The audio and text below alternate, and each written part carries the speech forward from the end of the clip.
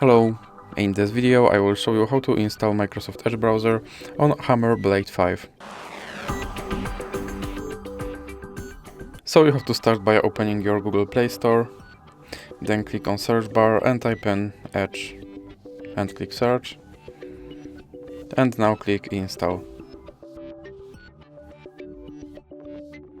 Now you can click open,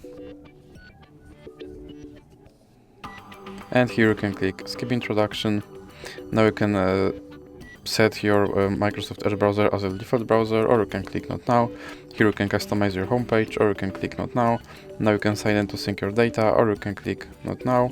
And here you have to confirm your data and privacy settings. Now you can try out Copilot, or you can just click start browsing. And that's it for this video. If you liked it, please remember to leave a like and subscribe.